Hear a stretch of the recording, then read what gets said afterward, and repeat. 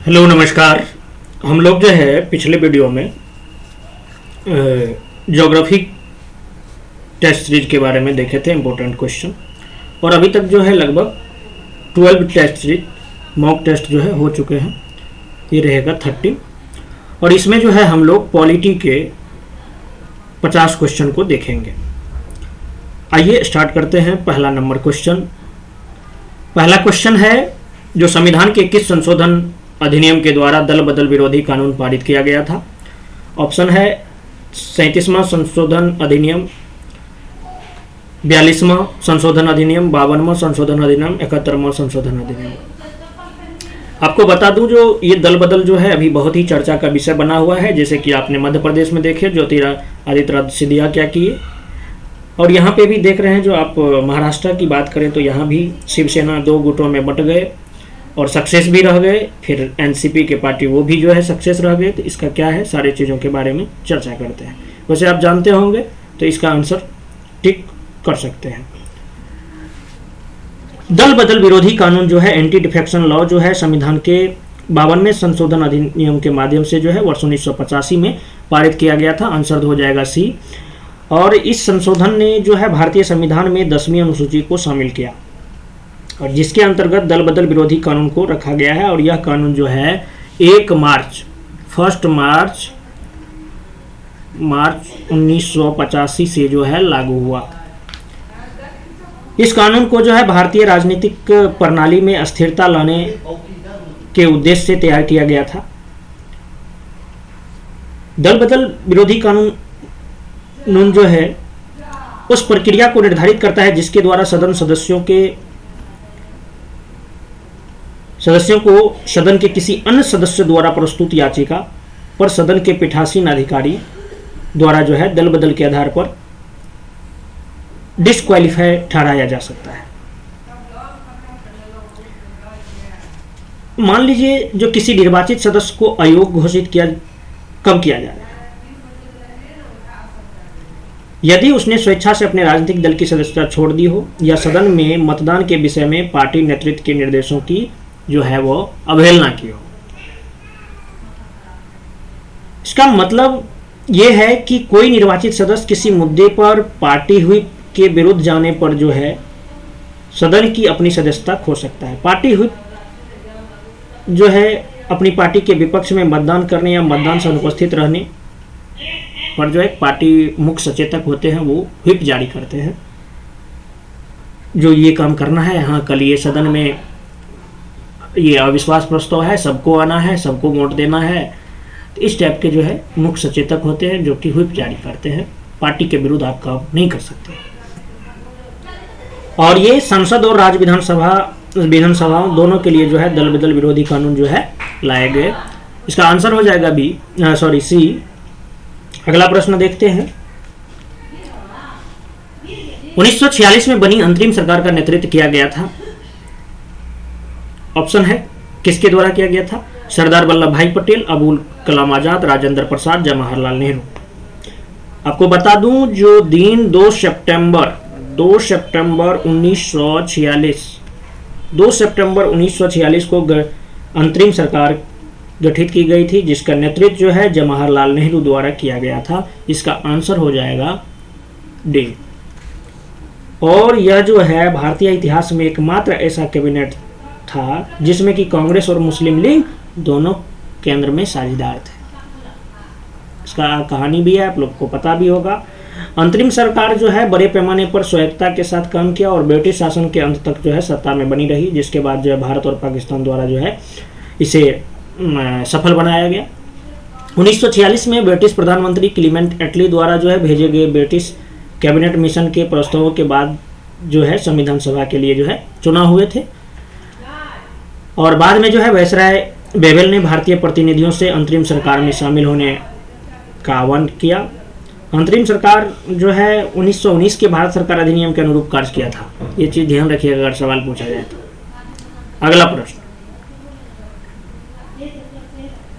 अगला प्रश्न है, जो निम्नलिखित में से किससे संबंधित? इसका आंसर टिक किए कि नहीं किए? हाँ, निम्नलिखित में से किससे संबंधित संवैधानिक प्रावधानों को संसद में विशेष बहुमत के माध्यम से संशोधित किया जा सकता है? ऑप्शन है राजभाषा, निर्वाचन क्षेत्र परिसीमन, मौलिक अधिकार, 5वीं अनुसूची। आपको बता दूं जो संविधान में जो है 3 तरीके से जो है संवैधानिक संशोधन किए जा सकते हैं। पहला अगर मैं बात करूं तो संसद के साधारण बहुमत द्वारा संशोधन, दूसरा विशेष बहुमत द्वारा संशोधन, तीसरा संसद के विशेष बहुमत द्वारा प्लस आधे राज्य विधानमंडलों की संस्तुति के उपरांत ही जो है संशोधन किया जाता है। ये 3 तरीका है। तो यहाँ पे सवाल जो पूछा गया है संसद में विशेष बहुमत के माध्यम से संशोधित किया जा सकता है। तो संसद के विशेष बहुमत में प्रत्येक सदन की कुल सदस्यता का बहुमत और प्रत्येक सदन के उपस्थित और मतदान करने वाले सदस्यों की संख्या का 2/3 बहुमत के लिए होना चाहिए। विशेष बहुमत से जो प्रावधान संशोधित किए जा सकते हैं उनमें अगर आप बात करें तो मौलिक अधिकार है, राज्य के नीति निर्देशक तत्व है, और वे सभी प्रावधान जो पहले मतलब साधारण बहुमत और तीसरी यानी साधारण बहुमत प्लस राज्य विधानमंडलों की संस्तुति श्रेणियों को कवर नहीं करता है, वो सारे के सारे जो है संसद की विशेष बहुमत द्वारा संशोधन किए जाते हैं। राजभाषा, निर्वाचन क्षेत्र का परिसीमन और 5वीं अनुसूची जैसे जो प्रावधान जो है ये साधारण बहुमत से संशोधित किए जाते हैं। राजभाषा, 5वीं अनुसूची और निर्वाचन के परिसीमन ये सब साधारण बहुमत से संशोधित किए जाते हैं। यहाँ सवाल पूछा है विशेष बहुमत से आंसर हो जाएगा मौलिक अधिकार से। अगला प्रश्न है किस संवैधानिक संशोधन द्वारा मूल कर्तव्यों को भारतीय संविधान में शामिल किया गया? ऑप्शन है 40वां संशोधन, 44वां संशोधन, 43वां संशोधन, 42वां संशोधन। मूल कर्तव्य को भारत में शामिल किया गया। कब किया गया भाई? आपको बता दूं जो 1976 की बात है, और ये जो संवैधानिक संशोधन है बहुत कुछ लेके आया था। भारत में संविधान में मूल कर्तव्य फंडामेंटल ड्यूटीज को भी जो है 42वें संवैधानिक संशोधन अधिनियम 1976 द्वारा भाग 4A में जो है शामिल किया गया था। आंसर हो जाएगा इसका डी, 42वां संविधान संशोधन। अच्छा बता दूं आपको जो वर्तमान में हमारे संविधान में अनुच्छेद 51A के अंतर्गत जो है 11 मूल कर्तव्य शामिल है। 11 ये तो होगी भाग कितना, भाग 4A। लेकिन अगर आर्टिकल पूछे यानी अनुच्छेद पूछे तो अनुच्छेद में कौन सा, 51A। ठीक है, कितने मूल कर्तव्य शामिल है फंडामेंटल ड्यूटीज? तो 51 मूल कर्तव्य शामिल है जो वैधानिक कर्तव्य है और विधि द्वारा जो है परिवर्तनीय भी है, ये भी ध्यान रखिएगा। चलिए अगला प्रश्न देखते हैं। अगला प्रश्न है निम्नलिखित में से किसके पास किसी राज्य में विधान परिषद के उत्सादन या सृजन की शक्ति है? विधान परिषद के उत्सादन या सृजन की शक्ति है। ऑप्शन है राष्ट्रपति, संसद, राज्यपाल, मुख्यमंत्री। आपको बता दूं जो संविधान के अनुच्छेद 169 के तहत जो है संसद विधि द्वारा किसी विधान परिषद वाले राज्य में विधान परिषद के उत्सादन यानी समाप्ति के लिए या ऐसे राज्य में जिसमें विधान परिषद नहीं है विधान परिषद के सृजन के लिए जो है उपबंध कर सकेगी। कब? यदि उस राज्य की विधानसभा ने इस आशय का संकल्प जो है विशेष बहुमत से जो है पारित कर दिया हो। और यहां जो है विशेष बहुमत से तात्पर्य ये है कि विधानसभा की कुल सदस्य संख्या का बहुमत और उपस्थित और मत देने वाले सदस्यों की संख्या का कम से कम 2/3 बहुमत। समझ रहे हैं बातों को? इसका आंसर क्या हो जाएगा? शक्ति किसके पास है? संसद के पास है। लेकिन उससे पहले क्या होनी चाहिए? उससे पहले जो है उस राज्य की विधानसभा ने जो है एक संकल्प जो है विशेष बहुमत से पारित कर दिया हो, उत्सादन के लिए, सृजन के लिए। क्लियर बात? अगला प्रश्न है जो भारत की स्वतंत्रता के बाद बिहार का पहला राज्यपाल कौन था? स्वतंत्रता के बाद बिहार का पहला राज्यपाल कौन था? ऑप्शन है जाकिर हुसैन, जयराम दास, दौलत राम, गोविंद नारायण सिंह, माधव श्रीहरि अने। तो आपको बता दूं जो ये जो ऑप्शन है इसमें जाकिर हुसैन जो है 6 जुलाई, जाकिर हुसैन 6 जुलाई 1957 से 11 मई 1962 तक जो है ये रहे हैं राज्यपाल। जयराम दास दौलत राम ये जो है जब भारत आज़ाद हुए यानी 15 अगस्त 1947 से 1948 तक 11 जनवरी 1948 तक जो है जयराम दास दौलत राम रहे। गोविंद नारायण सिंह जो है ये 1988, गोविंद नारायण सिंह 1988 से 1989 तक रहे। और माधव श्री अने जो है, अने मार्ग भी है पटना में, आप लोग जानते होंगे, नीतीश कुमार का मुख्यमंत्री आवास अने मार्ग में ही है। तो अने जो है माधव श्री अने ये 1948 गोविंद नारायण 1948 किसके बाद ये बोलते हैं दूसरे थे ये, यानी जयराम दास दौलत राम के बाद आए थे। माधव श्री हने जो है 1948 से 1952 तक जो है ये राज्यपाल रहे थे बिहार के। ठीक है, तो आंसर क्या हो जाएगा? जयराम दास दौलत राम। अगला प्रश्न है जो निम्नलिखित में से किस मामले में सर्वोच्च न्यायालय ने माना कि एक दया याचिका के निपटारे में सरकार की ओर से हो रही देरी के आधार पर एक कैदी की मृत्युदंड की सजा उम्र कैद में परिवर्तित हो सकती है? बड़ा अच्छा क्वेश्चन है, चर्चा में था इसलिए। ऑप्शन है शत्रुघ्न चौहान बनाम भारत संघ, दूसरा है इंदिरा साहनी बनाम भारत संघ, तीसरा है जस्टिस के एस पुट्टास्वामी बनाम भारतीय संघ, चौथा है देवेंद्र पाल सिंह भुल्लर बनाम दिल्ली राज।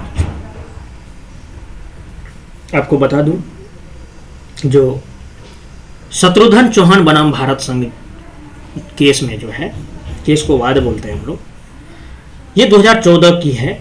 तो इसमें जो है एक ऐतिहासिक निर्णय में जो है सर्वोच्च न्यायालय ने कहा कि कैदी की मृत्युदंड पर दया याचिका से संबंधित निर्णय लेने में सरकार की ओर से देरी होने पर जो है मृत्युदंड की सजा आजीवन कारावास में परिवर्तित हो सकती है।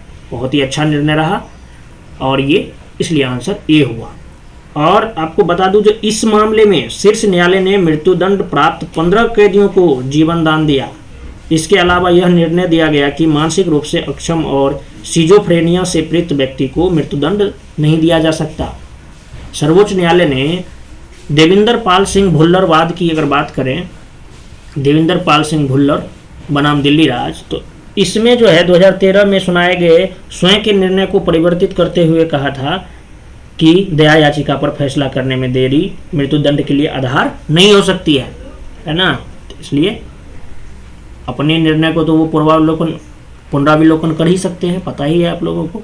तो इसी का जो है उल्टा, यानी ये आया था 2013 में और ये जो है 2014 में अपने निर्णय को सुधारते हुए ऐसी बात कही शत्रुघ्न चौहान बनाम भारत संघ में। आंसर हो जाएगा ए। अगला प्रश्न है, प्रधानमंत्री सहित केंद्रीय मंत्रियों की कुल संख्या नहीं होगी। ऑप्शन है लोकसभा की कुल सदस्य संख्या के 25%, लोकसभा की कुल सदस्य संख्या के 15%, 35%, 20%। सवाल बहुत अच्छा है, आपको मालूम होगा। जो संविधान के 91 संविधान संशोधन अधिनियम कब 2003 द्वारा जो है अनुच्छेद 75(1)(a) में जो है इस अनुच्छेद को स्थापित किया गया, जिसके अनुसार जो है मंत्रिपरिषद में प्रधानमंत्री सहित मंत्रियों की कुल संख्या लोकसभा के सदस्य की कुल संख्या के 15% से अधिक नहीं होगी, ऐसी बात लिख दी। नहीं तो बिहार में लालू प्रसाद का एक सरकार बना था, उस टाइम खाली अधिकतर मंत्री ये बन गया था।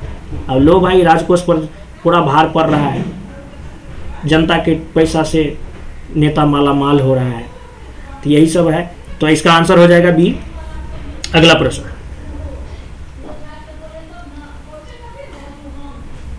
निम्नलिखित में से कौन संविधान प्रारूप समिति के सदस्य नहीं थे? प्रारूप समिति के सदस्य कौन नहीं थे? ऑप्शन है doctor K M Munshi, Syed Mohammad Saadullah, TT Krishnamachari, doctor Rajendra Prasad. संविधान सभा जो है, संविधान सभा की सभी समितियों में सबसे महत्वपूर्ण जो समिति थी वो ड्राफ्टिंग कमेटी थी, यानी प्रारूप समिति थी, जिसे जो है प्रारूप समिति को 29 अगस्त 1947 को गठित किया गया था और इस समिति को जो है नए संविधान के प्रारूप तैयार करने का काम जो है सौंपा गया था। इनमें टोटल जो सदस्य थे वो 7 सदस्य थे। 7 सदस्य का नाम आपको याद रखना है। अंबेडकर जी अध्यक्ष थे, आयंगर एन गोपाल स्वामी आयंगर थे, अल्लादी कृष्णा स्वामी अय्यर थे, डॉक्टर के एम मुंशी थे, सैयद मोहम्मद सादुल्लाह थे। उसके बाद ये पांचों तो रहे ही रहे, अंबेडकर, आयंकर, अय्यर, मुंशी, सादुल्लाह। 2 जो थे माधवराव और टीटी कृष्णामाचारी। इनमें बात ये आता है जो माधवराव इन्होंने जो है बीएल मित्र के स्थान लिया था। बीएल मित्र जो है अस्वस्थता के कारण अपना त्यागपत्र दे दिए थे, बीएल मित्र, ठीक है। इसके स्थान पर माधवराव आए थे। सवाल इस पे ज्यादा पूछ जाता है क्योंकि इन दोनों में ये रहता है। इसी तरह जो है टीटी कृष्णामाचारी, इस क्वेश्चन पे क्यों लिख रहे हैं, टीटी कृष्णामाचारी जो है ये डीपी खेतान के जगह पे स्थान लिए थे और क्योंकि डीपी खेतान का जो है 1948 में मृत्यु हो गए थे। तो ये चीज याद रखिएगा।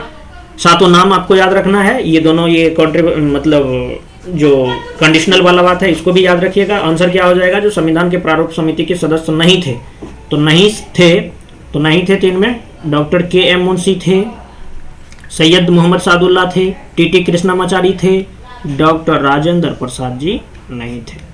क्लियर बात। अगला प्रश्न, बिहार विधानसभा में सीटों की कुल संख्या कितनी है? ऑप्शन है 239, 241, 243, 245। ये तो सिंपल सा सवाल है, आप सभी को मालूम भी होगा, है ना।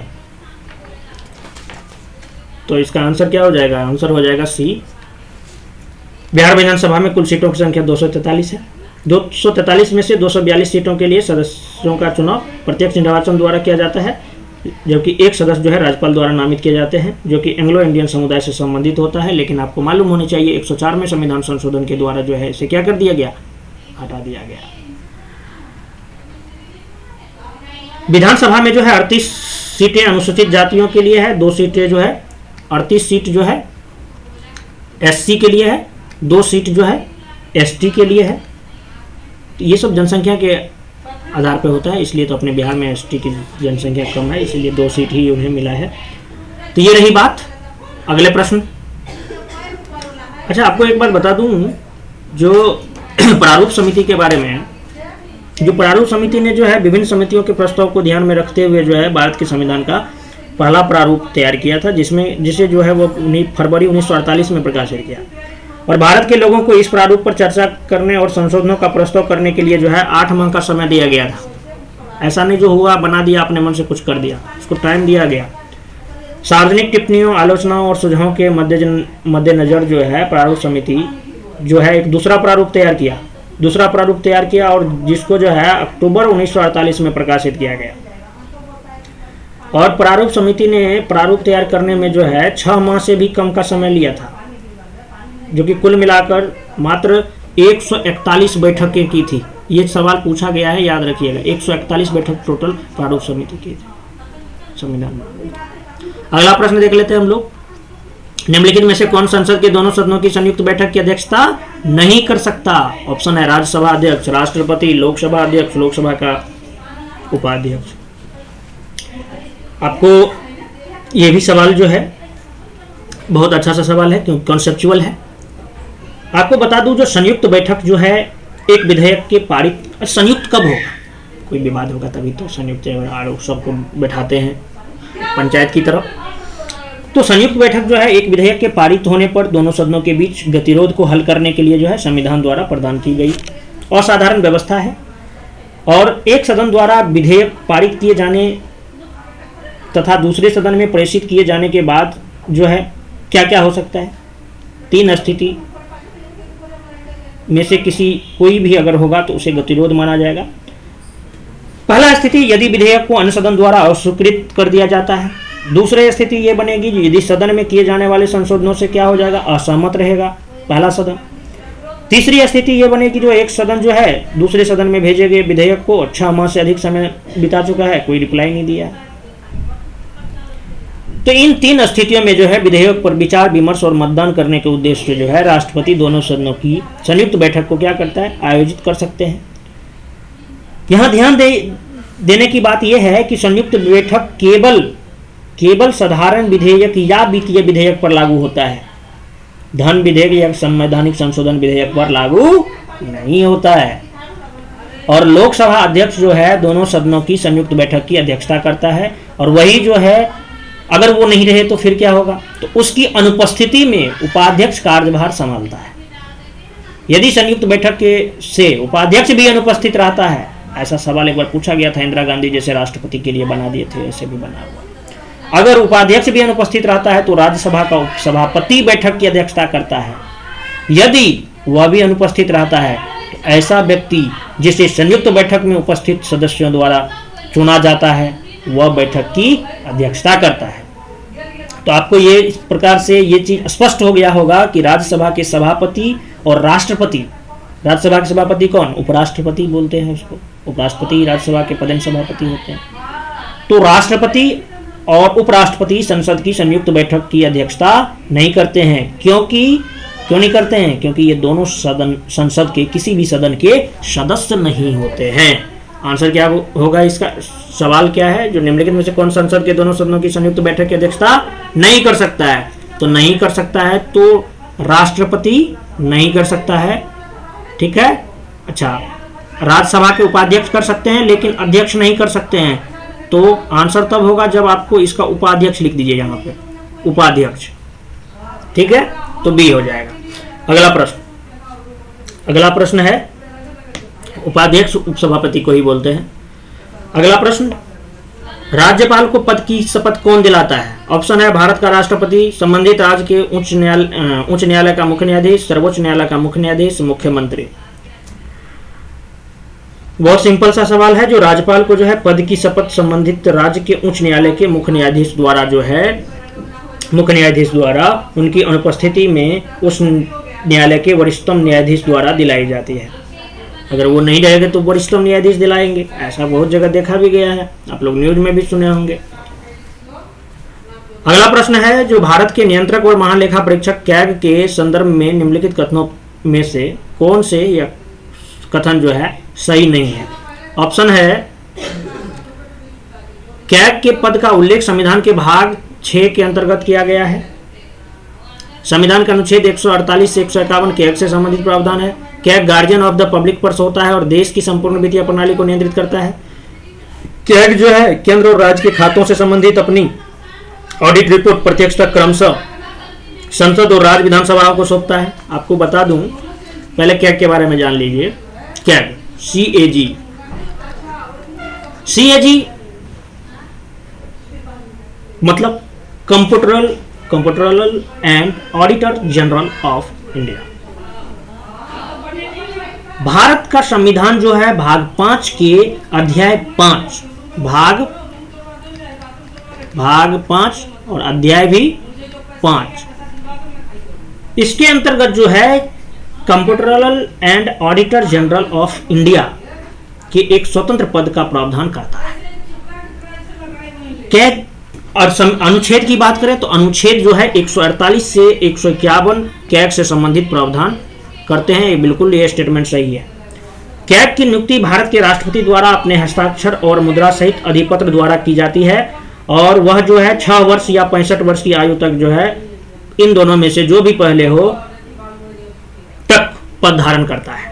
वह भारतीय लेखा परीक्षा और लेखा विभाग, Indian audit and accounts department का जो है प्रमुख होता है और वह जो है सार्वजनिक धन का संरक्षक या guardian of the public purse होता है और राज्य और केंद्र दोनों स्तरों पर देश की संपूर्ण वित्तीय प्रणाली को नियंत्रित करता है। उसका कर्तव्य है कि भारत के संविधान और संसद के कानूनों को वित्तीय प्रशासन के क्षेत्र में बनाए रखना। वह केंद्र और राज्य के खातों से संबंधित लेखा प्रारूप या ऑडिट रिपोर्ट जो है राष्ट्रपति और राज्यपाल को सौंपता है, और उसे जो है राष्ट्रपति संसद के दोनों सदनों और राज्यपाल जो है राज्य विधानमंडल के समक्ष जो है रखते हैं।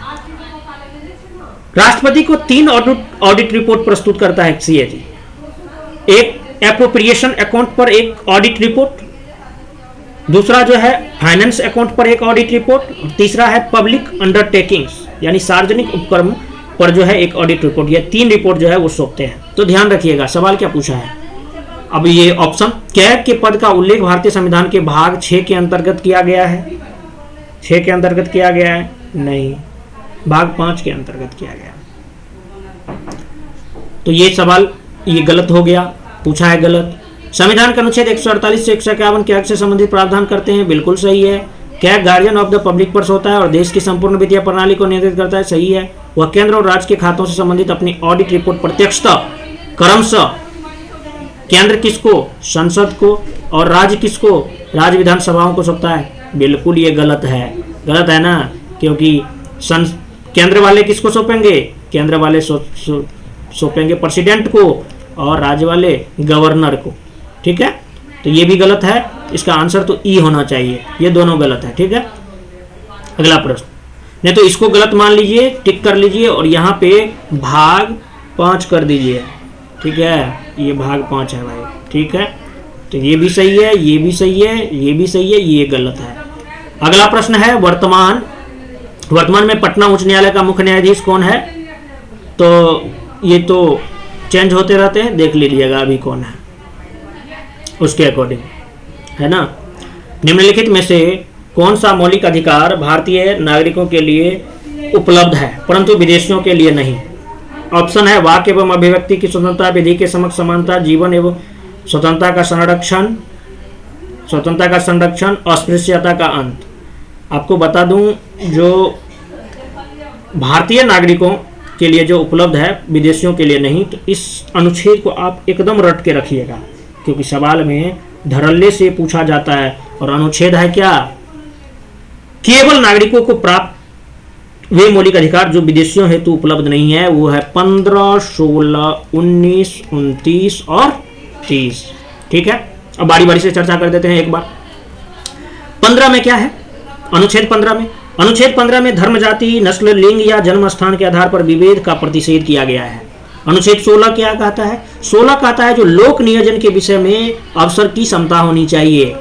अनुच्छेद 19 क्या कहता है? अनुच्छेद 19 के अंतर्गत जो है 6 स्वतंत्रताएं प्रदान की गई है, जिसमें वाक और अभिव्यक्ति की स्वतंत्रता शामिल है। किस अनुच्छेद के जरिए? 19(1)(a) के जरिए। अनुच्छेद 29 जो है, अनुच्छेद 29 अल्पसंख्यकों की भाषा, लिपि और संस्कृति का संरक्षण करने का प्रावधान है। और अनुच्छेद 30 में जो है अल्पसंख्यकों को शिक्षण संस्थानों की स्थापना और प्रशासन का अधिकार दिया गया है। तो ये जो जितने अनुच्छेद हैं 15, 16, 29, 30, ये 5 अनुच्छेद जो हैं ये केवल और केवल नागरिकों को प्राप्त है। क्लियर बात? इसका आंसर क्या हो जाएगा? निम्नलिखित में से कौन सा मौलिक अधिकार भारतीय नागरिकों के लिए उपलब्ध है परंतु विदेशियों के लिए नहीं? तो वाक और अभिव्यक्ति की स्वतंत्रता किसमें है? 19(1)(a) में है, जो कि केवल और केवल भारत के नागरिकों को प्राप्त है। आंसर ये हो जाएगा विधि के समक्ष समानता, अनुच्छेद 16 बी नंबर, जीवन एवं स्वतंत्रता का संरक्षण, प्राण एवं दैहिक स्वतंत्रता 21। तो ये सब जो है उसके बाद टोटल का टोटल जो है क्या सबको प्राप्त है, याद रखिएगा। खाली यही चीज याद रखिएगा 15, 16, 19, 29, 30।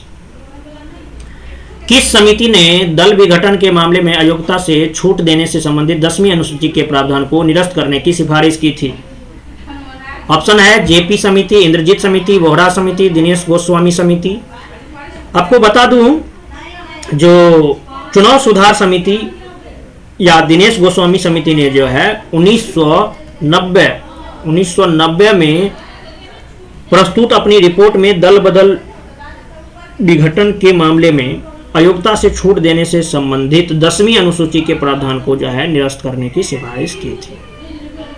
चुनाव सुधारों पर दिनेश गोस्वामी समिति ने अयोग्य ठहराए जाने के 2 स्थितियों को सीमित करना चाहा। पहली स्थिति ये कि यदि कोई सदस्य स्वेच्छा से किसी राजनीतिक पार्टी की सदस्यता छोड़ देता है तो भी फिर उसे बर्खास्त न किया जाए। दूसरी स्थिति ये जो यदि कोई सदस्य विश्वास प्रस्तों या अविश्वास प्रस्तों के मामले में मतदान में अनुपस्थित रहता है या पार्टी के अनुदेश के विपरीत मतदान करता है। यही दो बात बताए थे दिनेश गोस्वामी संयुक्ति।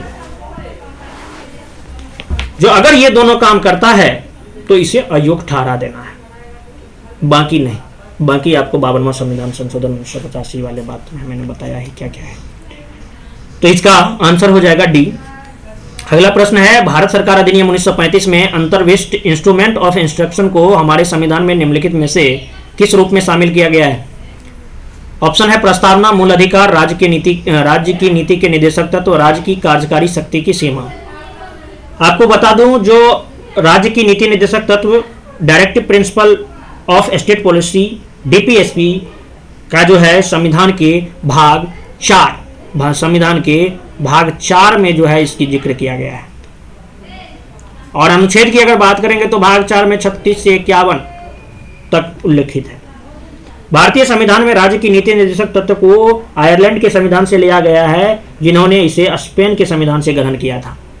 आयरलैंड किसको? स्पेन से लिया था। हम लोग कहां से लिए? आयरलैंड से लिए। राज्य की नीति निर्देशक तत्व की विशेषताओं की अगर मैं बात करूं तो बहुत सारे विशेषताएं हैं, लेकिन कुछ प्रमुख विशेषताओं पर नजर डालते हैं जिससे कि सवाल भी जुड़े हुए हैं। यह जो है डीपीएसपी उन आदर्शों को व्यक्त करता है जिन्हें नीति निर्माण और विधि प्रवर्तन करते समय राज्य को ध्यान में रखना चाहिए। डीपीएसपी जो है 1935 के भारत सरकार अधिनियम में अंतर्विष्ट अनुदेश प्रपत्र या इंस्ट्रूमेंट ऑफ इंस्ट्रक्शन के जैसा है।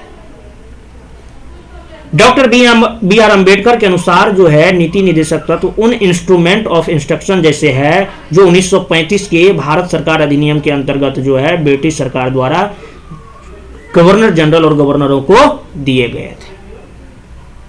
आंसर हो जाएगा इसका सी। उसके बाद डीपीएसपी के बारे में, डीपीएसपी जो है एक आधुनिक लोकतंत्र राज्य के लिए एक अत्यंत व्यापक आर्थिक, सामाजिक और राजनीतिक कार्यक्रम का जो है गठन करता है, जिसका उद्देश्य जो है संविधान की प्रस्तावनाओं में उल्लिखित न्याय, स्वतंत्रता, समानता और बंधुत्व के उच्च आदर्शों को साकार करना है। वे एक कल्याणकारी राज्य की अवधारणा को मूर्त रूप देते हैं, जो कि अवधारणा औपनिवेशिक काल के दौरान अनुपस्थित रही थी। तो ये सब बात है, आपको याद रखना है। अगला प्रश्न है, नगर निगम प्राप्त करने वाला बिहार का पहला शहर था। पहला शहर कौन था भाई? आपको लग रहा होगा पटना, लेकिन ऐसा है नहीं भाई। वर्ष 2011 की जनगणना के अनुसार जो है बिहार में कुल 12 नगर निगम है और इन 12 की शहरों की जनसंख्या जो है 2 लाख से अधिक है। हालांकि बाद में तो इधर 2 बना दी तो, लेकिन यहाँ पे सवाल है जो कौन सा बिहार का पहला शहर था नगर निगम प्राप्त करने वाला? तो मुजफ्फरपुर जो है नगर निगम की स्थापना करने वाला बिहार का पहला शहर था। मुजफ्फरपुर नगर निगम पिछड़े वर्गों के लिए आरक्षित है, यह भी ध्यान रखिएगा। नगर निगम वित्त की प्राप्ति विभिन्न करों के आरोपण, किराए और सरकारी अनुदान के माध्यम से जो है प्राप्त करते हैं, तो फिर काम करते हैं वेलफेयर। अगला प्रश्न है, भारतीय संविधान के अनुसार न्यायिक समीक्षा की शक्ति निम्नलिखित में से किसमें निहित है? ऑप्शन है सर्वोच्च न्यायालय, उच्च न्यायालय, अधीनस्थ न्यायालय, न्यायाधिकरण। तो भाई किसकी बात है? न्यायिक समीक्षा, और ऑप्शन में हाई कोर्ट, सुप्रीम कोर्ट दोनों है। तो बता दूं आपको, जो भारतीय संविधान द्वारा जो है सुप्रीम कोर्ट और हाई कोर्ट दोनों को न्यायिक समीक्षा का अधिकार दिया गया है, इसलिए इसका आंसर दोनों हो जाएगा, यानी ई होगा अगर पहले वाले कंडीशन पे चले तो, या नहीं तो डी नंबर ऑप्शन रहेगा उपयुक्त में से एक से अधिक। इसके बाद जो है सर्वोच्च न्यायालय ने कहा है कि न्यायिक समीक्षा की शक्ति जो है संविधान की मूल संरचना के अंतर्गत जो है निहित है। ये भी ध्यान रखिए, मूल संरचना वाली बात आपको मालूम ही होगा, केशवानंद भारती बना भारत संघवाद 1973 वाली, 24 अप्रैल 1973। हालांकि अगला प्रश्न भी है उसी से रिलेटेड, तो हम लोग देखेंगे ही। अगला प्रश्न है, जो किस मामले में सर्वोच्च न्यायालय ने यह निर्णय दिया कि अनुच्छेद 368 के तहत संसद को प्रदत्त संशोधनकारी शक्ति उसे संविधान की मूल संरचना में परिवर्तन करने की शक्ति नहीं देती है। ऑप्शन है केशवानंद भारतीवाद, गोलकनाथवाद, मिनर्वा मिल्सवाद, वामन राववाद। सबको जानना आपको जरूरी है, तभी ना आंसर टिक कीजिएगा, है कि नहीं है। लेकिन हालांकि ये जितने भी ऑप्शन में दिया हुआ है सबसे कुछ ना कुछ कभी ना कभी क्वेश्चन पूछ ही लिया जाता है। तो बता, कुछ टाइम लगेगा, 2 मिनट में चिक कर देता हूँ। देखिए, भले 25 क्वेश्चन ही हो लेकिन अच्छे से डिस्कशन होना चाहिए। केशवानंद भारतीवाद जो है 1973 में सर्वोच्च न्यायालय ने जो है गोलकनाथवाद में जो फैसला दिए गए थे, जो निर्णय दिया गया था, उसे खारिज कर दिया। 1967 में जो फैसला दिए उसे 1973 में खारिज कर दिया। इसने जो है 24वें संविधान संशोधन अधिनियम 1971 की वैधता को बरकरार रखा और व्यवस्था दी कि संसद जो है मौलिक अधिकारों को सीमित कर सकती है अथवा किसी अधिकार को वापस ले सकती है। साथ ही साथ सर्वोच्च न्यायालय ने संविधान की मूल संरचना का एक नया सिद्धांत दिया। न्यायालय ने कहा कि अनुच्छेद 368 के अंतर्गत संसद को प्रदत्त संशोधन का संवैधानिक अधिकार उसे संविधान की मूल संरचना में परिवर्तन के अधिकार नहीं देता है। बात आ गया यहाँ पे मूल संरचना की, समझ रहे हैं बातों को। मूल संरचना को छेड़छाड़ करने का अधिकार जो है संसद को नहीं दिया गया है। इसका अर्थ यह हुआ कि संसद मौलिक अधिकारों को सीमित नहीं कर सकती है, ऐसे मौलिक अधिकारों को वापस नहीं ले सकती है जो संविधान की मूल संरचना से संबंधित है। तो आपका सवाल वही है, प्रदत्त संशोधनकारी शक्ति उन्हें संविधान की मूल संरचना में परिवर्तन करने की शक्ति नहीं देती है। ये कौन सा वाद था? तो केशवानंद भारतीवाद था। ठीक है, अब बात कर लेते हैं ये जो है ऑप्शन, इसके बारे में भी। पहला ऑप्शन है गोलकनाथवाद 1967। तो गोलकनाथवाद 1967 में जो है सर्वोच्च न्यायालय ने अपने पूर्व के दृष्टिकोण को बदल दिया। इस मामले में 17वें संविधान संशोधन अधिनियम 1964 की संवैधानिक वैधता को चुनौती दी गई थी। तो इसमें क्या किया गया था? इसमें जो है 9वीं अनुसूची में राज्य द्वारा की जाने वाली कुछ कार्यवाहियों को जोड़ दिया गया था गोलकनाथवाद में। समझ में आ गया। अगला है मिनर्वा मिल्सवाद। देखिए, मिनर्वा मिल्सवाद जो है 1980 में जो है सर्वोच्च न्यायालय ने कहा कि भारतीय संविधान मूल अधिकार और निदेशक सिद्धांतों के बीच जो है संतुलन स्थापित करता है और वे जो है संयुक्त रूप से सामाजिक क्रांति के लिए प्रतिबद्धता के मूल आधार का निर्माण करते हैं। निदेशक सिद्धांतों द्वारा निर्धारित लक्ष्यों को मौलिक अधिकारों द्वारा प्रदत्त किए गए साधनों के उन्मूलन के बिना प्राप्त किया जाना चाहिए। ऐसी बात उसने मिनर्वा मिल्स बाद में कही अपने डिसीजन में। उसके बाद है वामन राववाद 1981। वामन राववाद जो है, इसमें सर्वोच्च न्यायालय ने मूल संरचना के सिद्धांत का पालन करते हुए यह स्पष्ट किया कि 24 अप्रैल 1973 यानी कौन? केशवानंद भारतीवाद वाला। इसमें जो है यानी 24 अप्रैल 1973 के बाद के अधिनियम में संविधान संशोधन पर लागू होगा, उससे पहले पे लागू नहीं होगा, ऐसी बात कहा। किसमें? वामन राववाद में। क्लियर बात? तो सही आंसर ए हो जाएगा।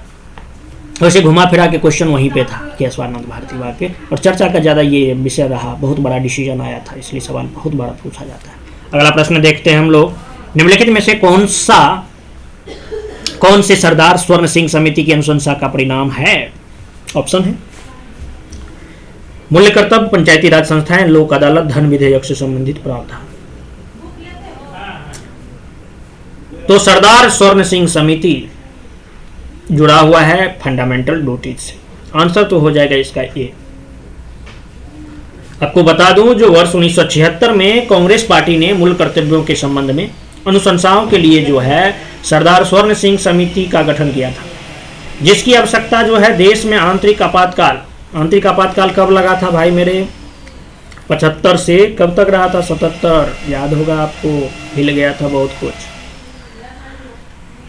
तो आंतरिक आपातकाल के प्रवर्तन के दौरान महसूस की गई थी मूल कर्तव्य का।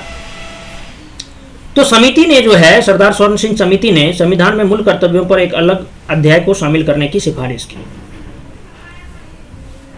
समिति इस बात पर बल दिया कि नागरिकों को यह बोध होना चाहिए कि अधिकारों के उपयोग के साथ ही नागरिक के कुछ कर्तव्य भी हैं। केंद्र की कांग्रेस सरकार ने समिति की अनुशंसाओं को स्वीकार कर लिया और इस उद्देश्य की पूर्ति के लिए जो है उसने वर्ष 1976 में जो है कौन वर्ष 1976 यानी 42वां संविधान संशोधन अधिनियम जो है लागू किया गया। इसके माध्यम से मूल कर्तव्यों को संविधान के भाग 4A में शामिल किया गया। अच्छा, मूल कर्तव्य का विचार कहां से लिया? मूल कर्तव्य का विचार जो है रसिया यानी रूस से प्रेरित है भाई। मूल रूप से 10 मूल कर्तव्यों की घोषणा की गई थी उस टाइम, जिनमें एक अन्य कर्तव्य को 86वें संविधान संशोधन अधिनियम 2002 के माध्यम से बाद में जोड़ा गया। और तो अब जो है टोटल 11 कर्तव्यों को संविधान के अनुच्छेद जो है 51A, अच्छा भाग 4A और अनुच्छेद की अगर बात करेंगे, अनुच्छेद 51A में जो है सूचीबद्ध किया गया है। हालांकि निदेशक तत्वों की ही तरफ मूल्य कर्तव्य भी अपनी प्रकृति में जो है नॉन जस्टिसेबल है ना, नॉन जस्टिसेबल है ये। लेकिन हालांकि हो रहा है, बहुत आदमी नहीं भी करते हैं। अब योगी सरकार जैसे सरकार रहेंगे तो वो करवाएंगे, करो, ठीक है। तो आंसर हो जाएगा ए। अगला प्रश्न बात करते हैं हम लोग। भारतीय संविधान की प्रस्तावना में कितने प्रकार की स्वतंत्रताओं का उल्लेख किया गया है? ऑप्शन है 1, 2, 3, 4।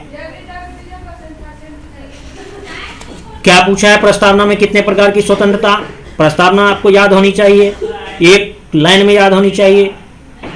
हम भारत के लोग भारत को एक संपूर्ण प्रभुत्व संपन्न समाजवादी पंथनिरपेक्ष लोकतंत्रात्मक गणराज्य बनाने के लिए और इसके समस्त नागरिकों को न्याय, सामाजिक, आर्थिक और राजनीतिक विचार, अभिव्यक्ति, विश्वास, धर्म और उपासना की स्वतंत्रता, प्रतिष्ठा और अवसर की समता प्राप्त करने के लिए तथा उन सब में व्यक्ति की गरिमा और राष्ट्र की एकता तथा अखंडता सुनिश्चित करने वाली बंधुता बढ़ाने के लिए दृढ़ संकल्प होकर अपने इस संविधान सभा को आज दिनांक 26 नवंबर 1949 ईस्वी को एतद द्वारा इस संविधान को अंगीकृत, अधिनियमित और आत्मप्रेरित करते हैं। एकदम एक लाइन में याद होनी चाहिए। ये सब प्रस्तावना में जब स्कूल में पढ़ते थे तो याद करते थे, और ये याद रहना ही चाहिए क्योंकि आप मेंस की भी एग्जाम देंगे तो उसमें भी पुट करने के लिए रहता है। बहुत सारे प्रीलिम्स में भी यहीं से बीच बीच से क्वेश्चन उठा के ये कर देता है। जैसे अगर ये आपको याद रहता तो अभी आप इसको टिक करते हैं। क्यों, कैसे? क्योंकि भारतीय संविधान में प्रस्तावना में भारतीय नागरिकों के लिए 5 प्रकार की स्वतंत्रताओं का उल्लेख किया गया है। तो 5 प्रकार के, तो 5 तो ऑप्शन में है नहीं, ठीक है। मैं इसे 5 बना देता हूं, आंसर टिक कर देता हूं, डी नंबर हो जाएगा, ठीक है। अगला प्रश्न, संविधान का कौन सा भाग देश में निर्वाचन के प्रावधानों से संबंधित है? निर्वाचन, सवाल तो अच्छा है, जानना भी जरूरी है। संविधान के भाग 15 में जो है, संविधान के भाग 15 में अनुच्छेद 324 से 329 अनुच्छेद में जो है देश में चुनाव प्रणाली से संबंधित प्रावधान किया हुआ है।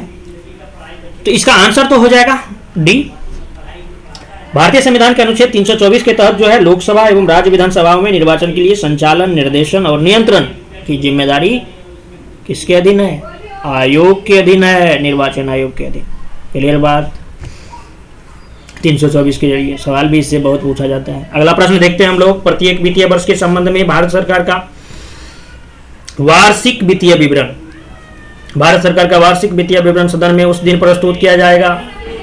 अच्छा, वार्षिक वित्तीय विवरण मतलब बजट। बजट शब्द की चर्चा कहीं पे नहीं है, वार्षिक वित्तीय विवरण ही है। तो वार्षिक वित्तीय विवरण सदन में उस दिन प्रस्तुत किया जाएगा जो ऑप्शन संसद तय करे, भारत का राष्ट्रपति निर्देशित करे, लोकसभा अध्यक्ष निर्देशित करे या वित्त मंत्री निर्णय ले सकते हैं। देखिए सवाल कंसेप्चुअल कहिए या नहीं तो जानकारी इंफॉर्मेशन बेस्ड है, क्योंकि सरकार द्वारा सुनाई गई तिथि पर जो है लोकसभा अध्यक्ष की सहमति के बाद जो है लोकसभा सचिवालय का महासचिव वार्षिक वित्तीय विवरण सदन में किस दिन प्रस्तुत किया जाएगा, इस पर जो है राष्ट्रपति से अनुमोदन प्राप्त करता है। तो मेनली लास्ट में कहाँ आता है, राष्ट्रपति के पास आ ही जा रहा है। तो राष्ट्रपति के अंतिम अनुमोदन से तय तिथि घोषित होती है। समझ रहे हैं ना। तो आंसर क्या हो जाएगा इसका, भारत के राष्ट्रपति जो है इसे क्या करते हैं, निर्देशित करते हैं। 24 कर दी। राष्ट्रपति प्रत्येक वित्तीय वर्ष के संबंध में संसद के दोनों सदनों में भारत सरकार की जो है उस अवधि के लिए जो है प्रकलित प्राप्तियों और व्ययों का विवरण भी रखा जाता है उनके पास। भारतीय संविधान में बजट शब्द का कहीं भी प्रयोग नहीं किया गया है। भारतीय संविधान के अनुच्छेद 112 में जो है वार्षिक वित्तीय विवरण इस शब्द की चर्चा है। अनुच्छेद 112 में, आर्टिकल 112। क्लियर बात। अगला प्रश्न है, निम्नलिखित में से कौन अंतर्राज्यीय परिषद इंटर स्टेट काउंसिल की अध्यक्षता करता है। ऑप्शन है राष्ट्रपति, प्रधानमंत्री, केंद्रीय गृह मंत्री, रक्षा मंत्री। सबसे पहले जान लेते हैं इंटर स्टेट काउंसिल के बारे में। सवाल इससे पूछा जाता है। अंतर्राज्यीय परिषद। अंतर्राज्यीय परिषद जो है केंद्र और राज्यों के बीच समन्वय के लिए, कोऑर्डिनेशन के लिए गठित एक संवैधानिक निकाय है। सरकारीय आयोग की अनुशंसा पर राष्ट्रपति जो है आदेश 1990 द्वारा अनुच्छेद 263 के प्रावधानों के आधार पर जो है अंतर्राज्यीय परिषद की व्यवस्था की गई है। अंतर्राज्यीय परिषद उन विषयों की जांच करने, उन पर विचार विमर्श करने और सिफारिश करने वाला निकाय है जिनमें कि कुछ राज्यों और सभी राज्यों या केंद्र सरकार के साझा हित जो है निहित है। आपको बता दूं, जो अंतर्राज्यीय परिषद कोई अस्थायी संवैधानिक निकाय नहीं है जो राज्यों और केंद्र सरकार के बीच समन्वय का कार्य करता है। इसके बजाय यह राष्ट्रपति इसे किसी भी समय गठित कर सकता है यदि राष्ट्रपति को यह प्रतीत हो कि ऐसी परिषद की स्थापना से लोकहित की सिद्धि होगी। संरचना की अगर बात करें कि संरचना स्ट्रक्चर कैसा रहेगा, तो स्ट्रक्चर जो है उसी बेस्ड सवाल है ये। प्रधानमंत्री अध्यक्ष के रूप में अंतर्राज्यीय परिषद का प्रमुख होता है। प्रमुख होता है यानी अध्यक्षता कौन करता है, प्रधानमंत्री करता है। अंतर्राज्यीय परिषद की स्थायी समिति की अध्यक्षता जो है, अगर बात आ जाए स्टैंडिंग कमेटी की, तो उसकी अध्यक्षता कौन करेंगे, गृह मंत्री करेंगे।